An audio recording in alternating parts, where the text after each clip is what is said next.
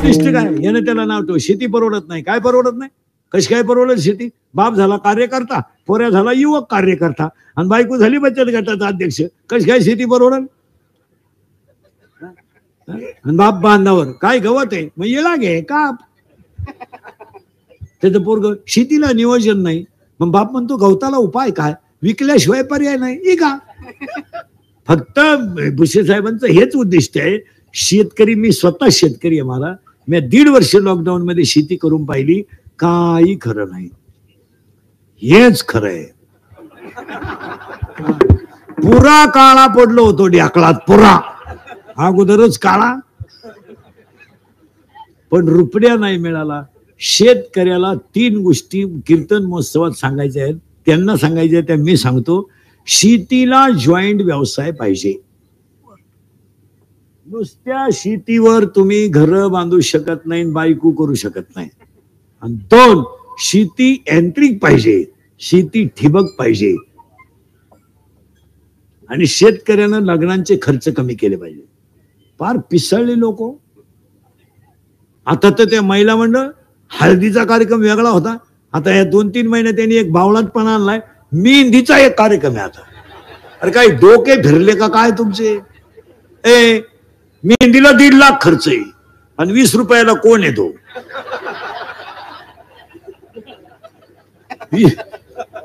20 रुपयाचा कोण? आणि मेहंदीला स्पेशल डान्सर नवरीची आई. 700 लोकांचं जेवण, पागल नाही तर. आणि कोण 20 रुपयाचा आहे? आणि काय नाही, फक्त कुत्रे मांजर त्यांची घाण काढायची चिमणीची. त्याच्यात काय ओम काढीत का? काय ओविली येतात काय ज्ञानेश्वरीची? इथून इथवर, इथून इथवर, नुसती गांडुळ, बेडक, खेकड, आणि 2 लाख खर्च. काय येण्याचा बाजार झालाय.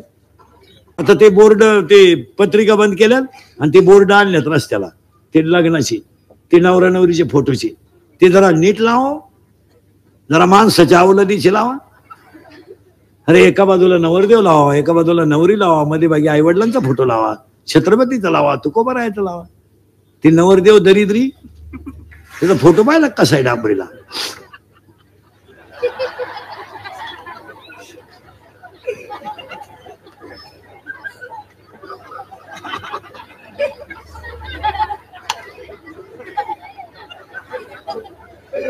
हाय अजून मी हाय. तुम्हाला वाटलं गेला. आणि त्या नवरीचा फोटो पागल, त्याचं कवळी हाणी ती, कंबर आवळी ती. काही काही ठीक आहे. ते नवरीचे फोटो इतके बिंडोक आहेत. घागरा घालती, घागरा घागरा घागरा, आणि घागऱ्याचे एक टोक हातात धरती. माणसे खायचं सुत नाही, कपड्याचं खायला काही. तो मठ्ठा कोणी शोधला? त्या माणसाचा एक शोध लावला पाहिजे. तो प्यायला मठ्ठा आलाय आता लग्नात. मठ्ठा म्हणजे नुसतं बर्फाचं पाणी, टिपाडात पाण्याचं टिपाड आणि त्याच्यात बर्फ. 3 वेळा कुत्र्यानं तंगड वर केलं त्या टिपाडावर. हा ना मठ्ठा. 22 गालास म्हणला हाणलाय का नालाय का? ते घरी गेल्यावर बाथरूम मधून बाहेरच येईन. मठ्ठा कळच काढी नो. उभं राहिलं का गडगड गडगड, बसलं का खाळ खाळ खाळ. 4 वेळा त्याची बायको गेली बाथरूम मध्ये, चहा आणू का, बाथरूम मध्ये चहा आणू का, गडगड गडगड खाळ खाळ. काय माणसं. काही कपडे घालायचे, काही नवीन आणायचे. जेवायचं नवीन, खाणं नवीन. खायला नाही, एक तर खायलाच नाही. जगायचं कसं आहे? कोलगेटची जाहिरात करणाऱ्या म्हातारीलाच दात नाही.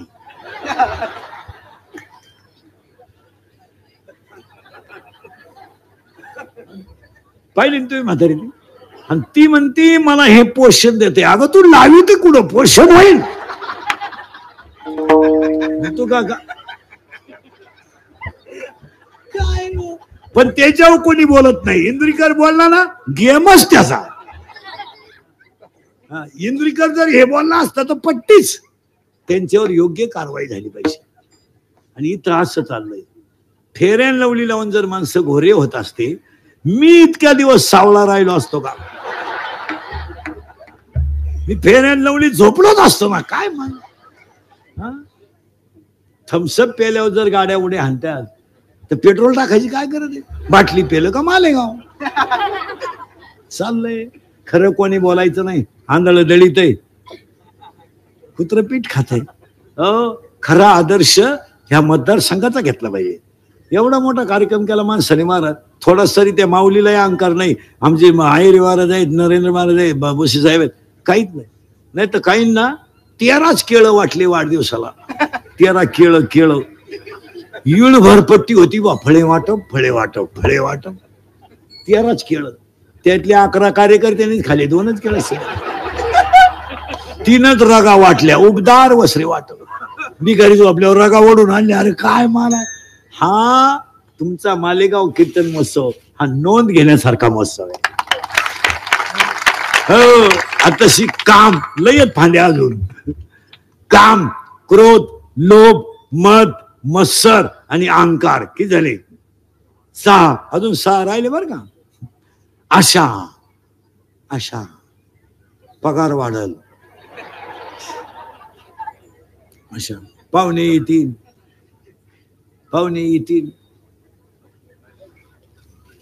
कापूस वाढन ना. 9:30 झाला तेव्हा दिला नाही. गेल्या वर्षाचा ठुला. यंदा 7च्या पुढे चढ ना. आता झोप कापसाव मग मागचा आहे तेव्हा चांगला दिला असता. आता आज तर 6,900 झाला. 5.5 सोयाबीन झाली. गेल्या वर्षी 7.5 दिली नाही. ती ठुली, ही ठुली. काल 43 झाली. आशा. आणि आज सगळी लोक कशावर आहे? या कीर्तन महोत्सवात पाण्याचा विचार केला पाहिजे. आणि दुसरा सगळ्या लोकांनी मतदारसंघामध्ये एक काम केलं पाहिजे. लग्न शॉर्ट आणले पाहिजे. शॉर्ट 9:30ला हळद, 10:30ला साखरपुडा, 11ला लग्न. लग्नाला लिमिटेड लोक पाहिजे. 200-250 बस. एक अचपान बोलून काय करायचं? काय करायचे? 2-5,000 लोक लग्नाला बोलवायचे. काय उपयोग आहे? आणि कोणता आशीर्वाद लागू पडणार आहे त्यांचा? त्यांचं सूत्र वाचा ना. काही नवीन आणायचं आणि द्यायचं काय करून. आता आपल्याकडे टोप्या टाळलेत, बंद केले पाहिजे आता मतदारसंघाने. त्या टोप्या लग्नात आणतात, श्राद्धाला लग्नाला त्या टोप्या. ती टोपी डोक्यात घुसत. आणि टायल आहे ना, टायल लग्नामधला. तुम्ही एकटे बाथरूम मध्ये जा, किती टाइम गोंडाळा.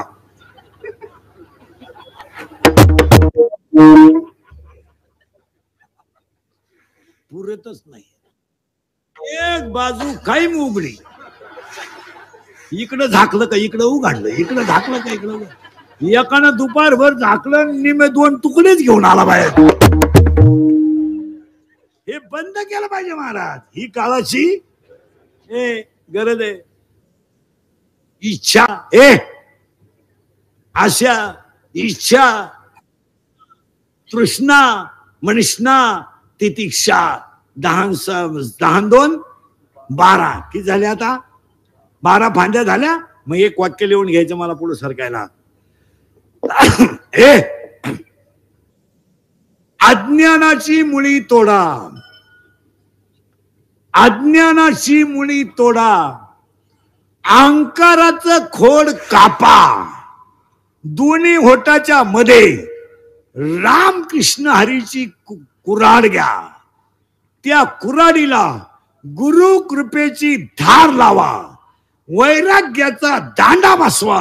आणि 12 फांद्या तोडा. तुम्ही देव व्हाल. आणि हाच खरा कीर्तन महोत्सव आहे. पण हे सगळं कळायला माणसाला लग्नाच्या अगोदर मुलगा व्हावा लागतो.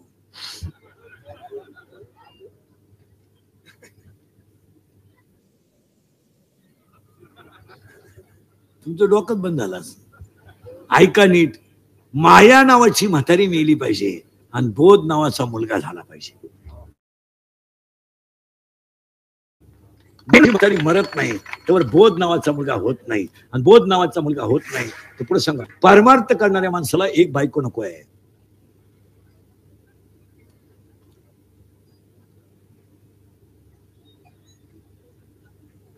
बायका 2च पाहिजे.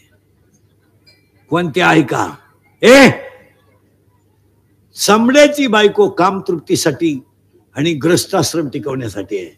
पण या जीवाला या जीवाला 84च्या कचाट्यातून मुक्त व्हायचं असेल तर मुक्ती नावाची दुसरी बायको.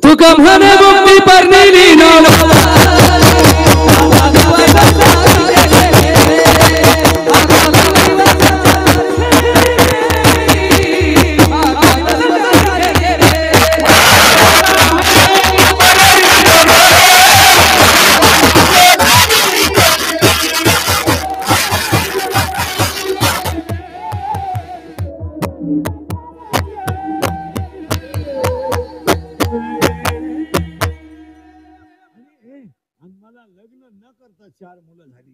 ऐका नाही 4 कोणती नीट ऐका. एक ज्ञानराज माझी योग्याची माऊली, साधकाचा मायबाप ज्ञानाबाई माझी अनाथाची माय, वेदशास्त्र देती वाही. पहिला मुलगा मला वेद झाला, दुसरा मुलगा मला योग झाला, तिसरा मुलगा मला साधक झाला आणि चौथा मुलगा मला अनाथ झाला. पहिल्यासाठी मी अमृतानुभव लिहिला, दुसऱ्यासाठी मी चांगदेवपासाची लिहिली, तिसऱ्यासाठी मी ज्ञानेश्वरी लिहिली आणि तुमच्या माझ्या सगळ्यांसाठी मी हरिपाठ लिहिला. आणि आज कीर्तनाला घेतलेला अभंग हरिपाठातल्या 16व्या नंबरचा. आणि आजपासून कीर्तन महोत्सवात एवढ्या मंडळीने एवढा मोठा कार्यक्रम केला. महिला मंडळी एक काम सांगतो तुम्हाला, करा. तुम्ही तर काहीच बोला ना, करा. 30 रुपये खर्च करा, 30 रुपये खर्च करा, ज्ञानेश्वरी घ्या. आणि आजपासून सगळ्यांच्या देवघरात ज्ञानेश्वरी पाहिजे. ज्ञानेश्वरी हा ग्रंथ नाहीये, ज्ञानेश्वरी विश्वाची आई आहे. आता पुढे समजा, तुमचं पोरग पाण्याला मम म्हणलं तर तुम्हाला आनंद होतो. तुमचं पोरग पाण्याला मम म्हणलं तर आनंद होतो. पण महाराज मंडळी सकट ध्यानात ठेवा, ज्ञानेश्वरीची ओवी जेव्हा तुमच्या मुखातून बाहेर पडते तेव्हा सगळ्यात मोठा आनंद माऊलीला होतो. सगळ्यात मोठा आनंद माऊलीला होतो की माझं लेकरू ज्ञानेश्वरी म्हणतंय. आता या गायक वादकांनी हरिपाठाचा ऑर्केस्ट्रा केला. ऑर्केस्ट्रा बोललं का तुझ्या बापाचं काय जातंय. आता हे जे पोरं शिकायला त्यांच्याकडं, यांना हे आता एवढे, यांना 12 आणि 15 वाद्य शिकू नका का. ज्यांची संस्था असेल त्यांनी कीर्तनकारांना हरिपाठी ना असं स्थिती झाली. बोलवतं मी झालोय वाल्या कोळी, तुझ्या बापाचं काय जातं, माझ्या बापाचं काय जातं म्हणजे उक्त घेतलंय आम्ही शिव्या खायचं. या पोरांना 12 अध्याय 15 वाद्य शिकू नका, यांना पहिला हरिपाठ शिकवा. कीर्तन मी म्हणतो 1 वर्ष जाऊ दे, हरिपाठ पाहिजे. तुम्हाला उत्तर सांगा, हरिपाठ हा ग्रंथ नाहीये, हा संप्रदायाचा आत्मा आहे. उगाच आपलं बावळाच्या सारखं ते हरिपाठ हे गाण्याच्या चाली लावायच्या कुठे बावळाच्या सारखं असं चालतं का. हरिपाठातल्या 27 अभंगाला नाचलं सुद्धा नाही पाहिजे. पहिले जे 27 अभंग ते नाचून चाली लावून म्हणलेच नाही पाहिजे. सरळ तुम्ही सातारकरांचा हरिपाठ ऐका, खरा स्वच्छ हरिपाठ सातारकरांचा होता. स्वच्छ आणि सुंदर, तालबद्ध, वेळेत धातूर मातूर नाही. आमच्या ऑर्केस्ट्राच्या चाली आहेत हरिपाठाला. 27 अभंगाचा हरिपाठ हा संप्रदायाचा आत्मा आहे. तुम्हाला माहिती म्हणून सांगा, संप्रदायाचा आत्मा हरिपाठ आहे. येतं आहेत पण जगातल्या सगळ्या ग्रंथाचा सारे हरिपाठ आहे. काय लोक विचार करीत नाही ना, आम्ही बोललो का गोत्यात येतो त्याच्या क्लिपान मग त्याला चित्रण कमेंट्स काय ते हरिपाठाचा खेळ चाललाय. यांना शिकू नका हरिपाठ, यांना हरिपाठ शिकवा पहिला. ते गीता बिता राहू द्या, ती नंतर शिकू. ही संस्था काढणारी काय करतात, पहिल्या तडक्यात मन 12वा मन 15वा आणि वाजव. ते काढतं 2-4 दिवस कळ काढित, 12वाई तूच म्हण, 15वाई तूच म्हण, आरती तुझ्या बायकोला करायला लाव, मी चाललो माहिती पीठ दे. अहो महाराज आमचे 30 वर्ष गेले महाराज, त्याच्यात आता काय सांगायचंय. इतकं वाईट वाटत मला. परमार्थ हा रक्तात असावा लागतो भाऊ, तसं नाही जमत. हे विशेष आहे म्हणजे रक्तात राजकारण आहे, रक्तात दान धर्म आहे. असं चाल कोणी उठायचं पकवाट वाजवायचं आणि कोणी उठायचं रामायण सांगायचं म्हणजे काय बावळ्याचा बाजार झाला का. बरं मी बोललो का हे काय. अरे सगळ्या ग्रंथाचा सारच हरिपाठ आहे.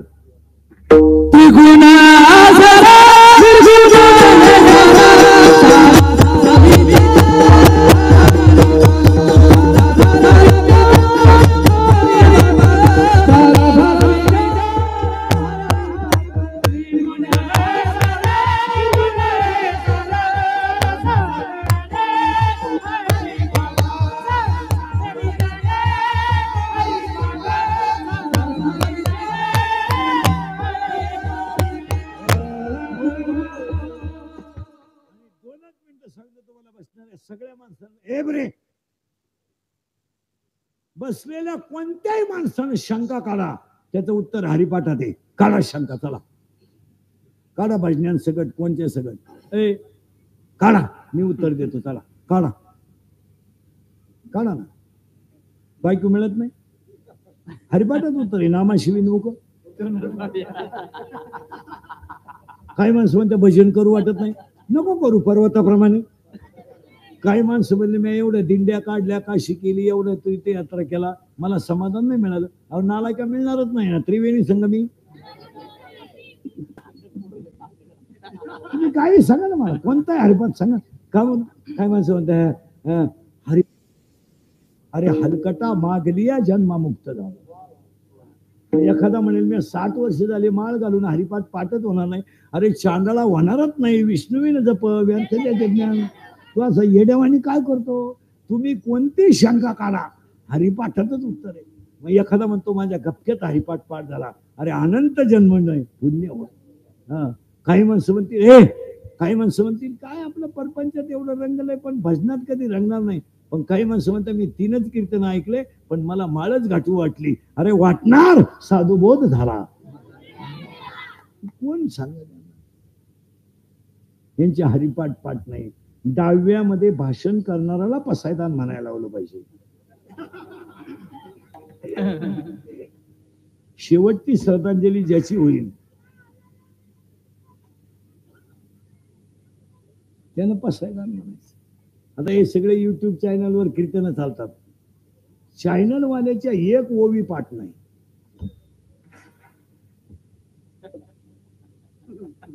याला माहितच नाही, तो विचाराय बसलाय ज्ञानेश्वरी कोणत्या काठाची आहे. बोललं ना, पण ते घाम केल्याशिवाय जोपर्यंत तुम्ही धर्माचं काम करणाऱ्याला संपवतात तोपर्यंत. आत्ता शिक्त 22 जानेवारीला खरा धर्म लागायला. नाही आता ते बोलायचं नाही, म्हणजे 22 जानेवारीला खरी दिवाळी आपली. पण बोलून नाही देणार, नाही बोलून भावना दुखावल्या. समाजाचं फार वाटोळं झालं महाराज, तरी खरं कोणी बोलायचं नाही. आमच्यासारखे बोलत तर रोज लफडेनीच तरी त्यात. माझी एक इच्छा सांगतो तुम्हाला, 1 जानेवारी आज, मी मेल्यावर तरी तुम्ही सुधरावा. कारण आता मी हयतवर तुम्ही सुधरू शकत नाही याचा अंदाज मला आलाय. आणि मी असाही गेलो तर तुमच्यात काही बदल होईल असं वाटत नाही. हाच माझा जीवन गौरव पुरस्कार आहे. आता एवढी लोक तुम्हाला सभेला आणायला 25 लाख रुपये लागले असते आणि यांना गप बसवायला 1000 पोलीस लागले असते. आता मला तुमच्या गाववाल्याने 7-8 लाख द्यायला काय हरकत आहे. त्यांनी म्हणलं पाहिजे चला इंदुरीकर आपला माणूस आहे, गरीबाला देऊन टाका. एक खरं सांगू मला, थोडीशी आमची वाक्य जड आहेत, झोंबात आहेत, पण आपल्या माणसाने बोललं पाहिजे. काय मध्ये बोलणारा तुमचा आहे, तुम्हाला बोललंच पाहिजे. तुम्ही आमचे निम तरी ऐकलं पाहिजे. काय मध्ये मी तर ह्याच्या माणूस पटलं तर पा, आमच्या बोलण्याने निदान 50% धर्म जाग्यावर आहे. राग येतोय लोकांना येऊ द्या, पण आज प्रत्येक कीर्तनकाराने सुद्धा धर्माचंच काम केलं पाहिजे. ज्याची बुद्धी हरीच्या चरणावर स्थिर झाली,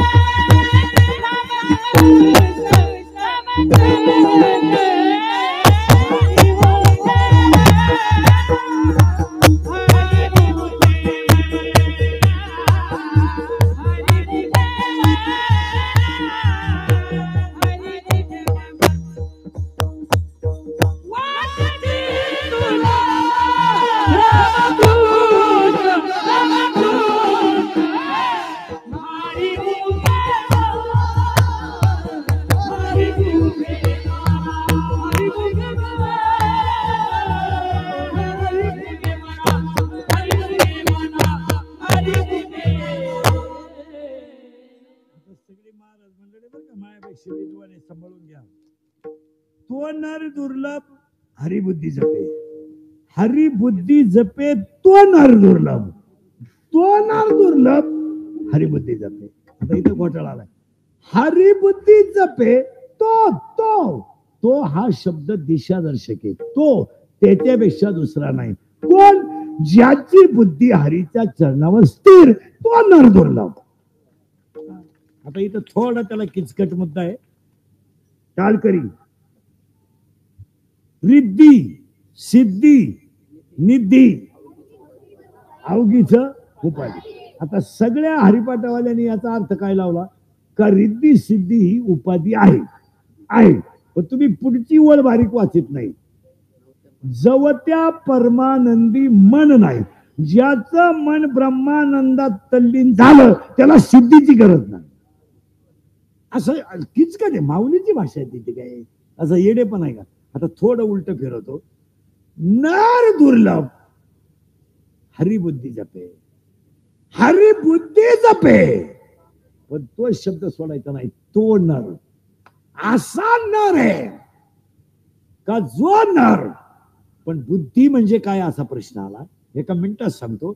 वाईटाकडून चांगल्याकडे नेते ती बुद्धी, दुःखाकडून सुखाकडे नेते ती बुद्धी. There are 9 types of knowledge. What is the exact definition of knowledge and what are the types of knowledge? बुद्धीचे 9 प्रकार आहेत. एका मिनिटात ऐका. चर्म बुद्धी, बुर्नस बुद्धी, तैल बुद्धी, दगड बुद्धी, तामस बुद्धी, सात्विक बुद्धी, राजस बुद्धी, सद्बुद्धी आणि बुद्धी.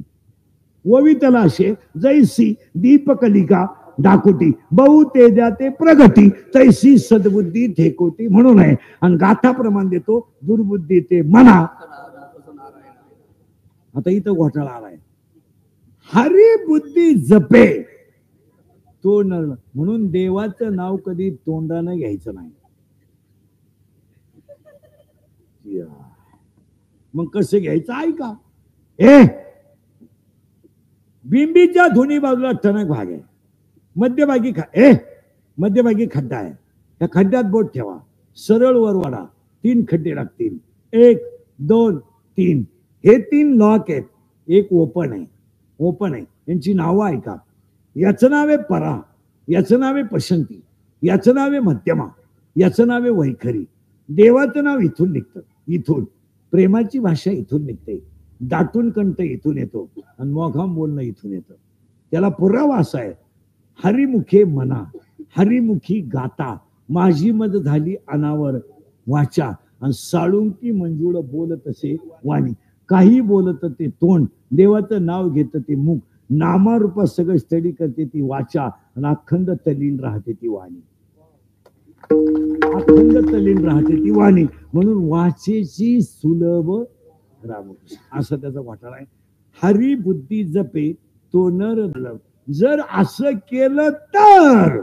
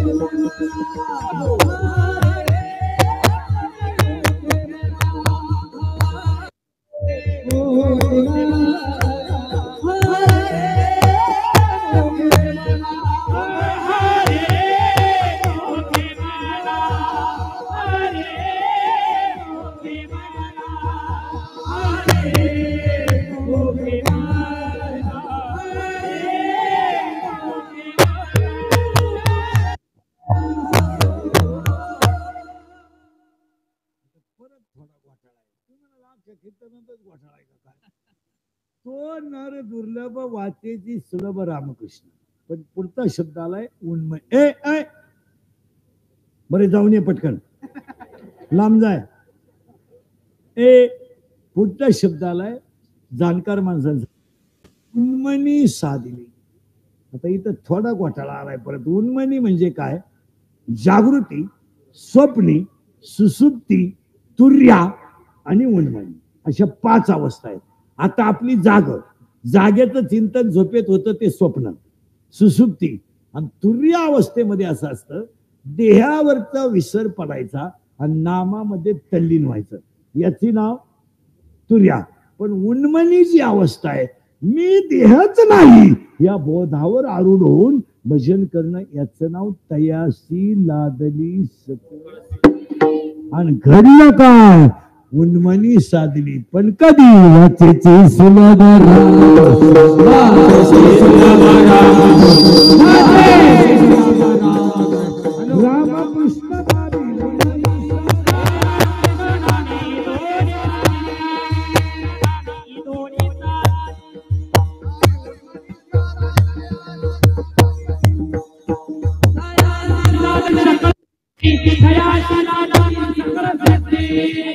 सुलभ रामकृष्ण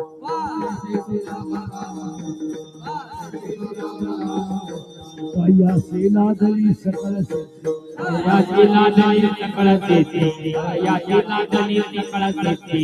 पंचनी वाले साधू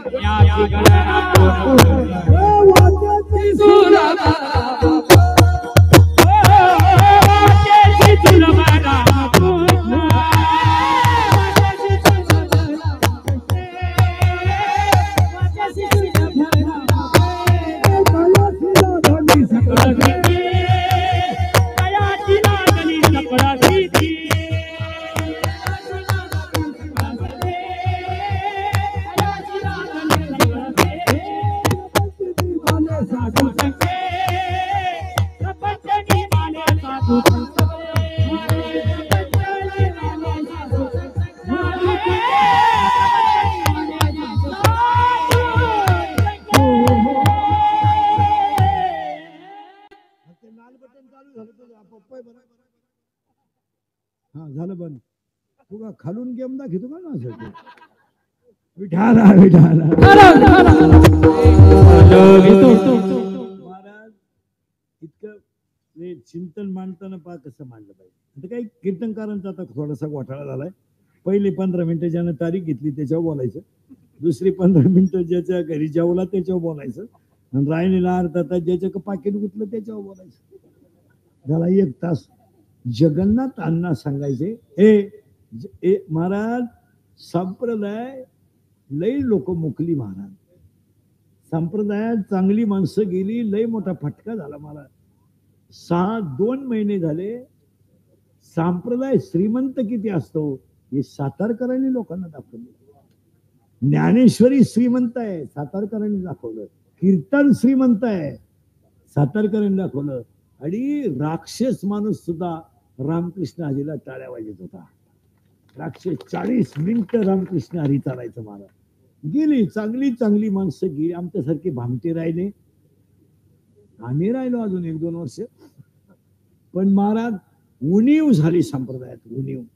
आणि ही नवी मंडळी कीर्तनकार झाल्यावर जुन्यांबद्दल आदर ठेवत नाही, ही सगळ्यात मोठी शोकांतिका आहे. असं शोकांतिका आहे. वक्ते बाबा गेले तर धर्मावर बोलणारा माणसं गेली. बाबा इंगळे गेले, चाली गेल्या. आता किती गायकांनी पिटली तर ती चाल थोडी जाणार आहे. संपली माणसं महाराज. अजून चांगली चांगली माणसं संप्रदाय गेली. जगन्नाथ पवार गेले, विद्वत्ता गेली महाराज. काय माणसं देवाने दिली होती महाराज. 90 वर्षापर्यंत आप्पा खोदवाले होते, नामदेव आप्पा. आज त्यांची पुण्यतिथी आहे. आता सप्त्याचा शेवट आहे आज त्यांचा. परत माझंच कीर्तन आहे परत 8 तारखेला. महाराज काय माणसं देवाने घडवली. इथं आता बा खोटवून दिलं का कुणी मिळालं तरीच उचलायचं. आता टाळ पखवाद्यांनी, गायक वादकांनी, कीर्तनकारांनी रिया सातत्य जर ठेवलं नाही ते जमणार नाही. आज एक विशेष केलंय विशेष साहेबांनी महाराज, आणि ह्या गावाने बी सगळा संप्रदाय एकत्र आणला. ही ताकद आहे. हो, आज एवढे माणसं मतभेद विसरले नाही तर आमच्या लय टोळ्या आहेत महाराज. त्यांचे गट बरे, इकडं इतके आमचे गट आहेत. आमच्या ह्या गटातल्या कीर्तनकाराच्या टाळाला तो गटातला उभा राहत नाही. तो म्हणतो आमचा गुरु नाही ना, तो आमचा गुरु दुसरा असल्यामुळे मी त्या बाबाच्या कीर्तनाला टाळ घेत नाही. तो गुरु मिळाला तर तू मौतीला नव्हता. काय गुरु प्रेम आहे तो. हा, गुरु मिळाला तर तो घड्याळ काढून आणलं त्याचं.